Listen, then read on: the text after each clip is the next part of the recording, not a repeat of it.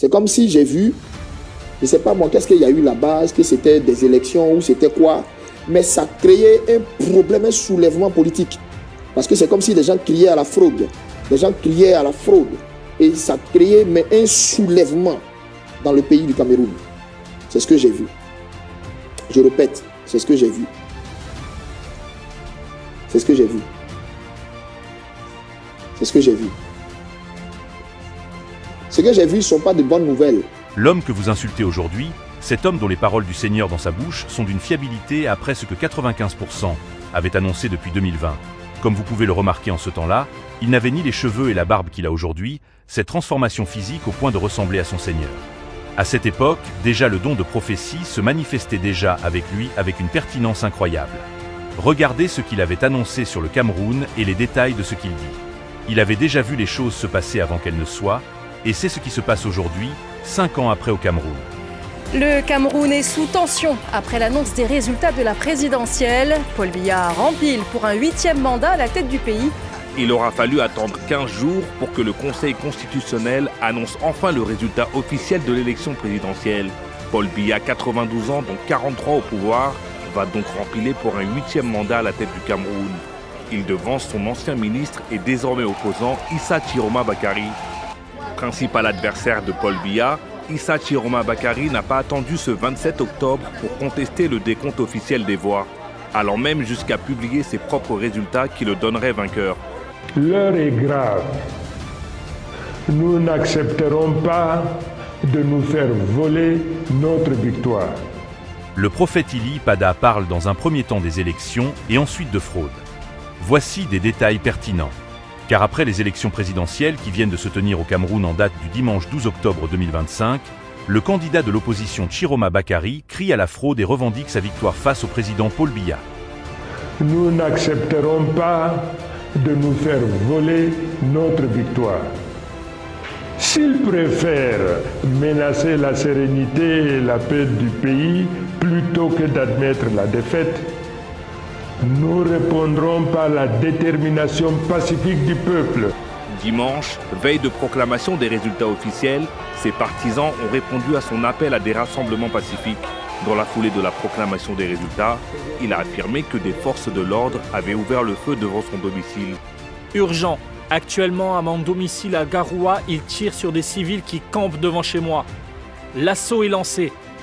On veut le changement. On veut le changement. On est avec Issa Chiroma. On veut juste la liberté et la victoire de notre président, M. Chiroma Bakary. On veut le changement.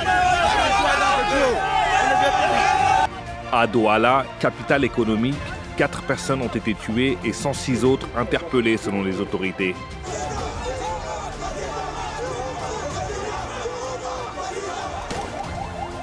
Le peuple camerounais, la jeunesse camerounaise réclame sa victoire en majorité.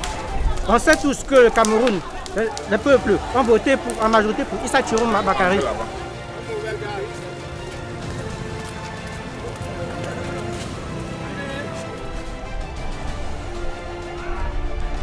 Je ne comprends pas pourquoi est-ce qu'une personne va prendre le pouvoir et s'accaparer de ça comme si c'était pour sa famille. Le Cameroun, c'est pas un royaume. Le Cameroun, c'est un pays.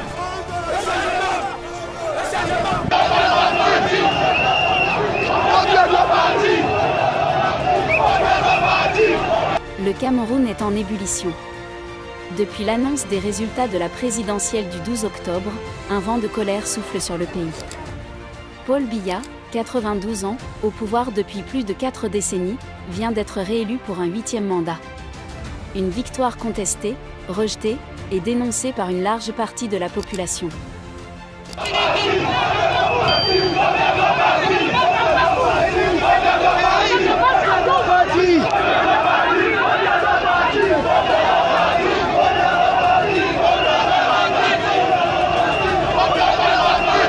Dans les rues de Douala, de Bafoussam, de Garoua et même de Yaoundé, la colère gronde. Des foules immenses se rassemblent, brandissant des pancartes et scandant un seul mot, trop, c'est trop.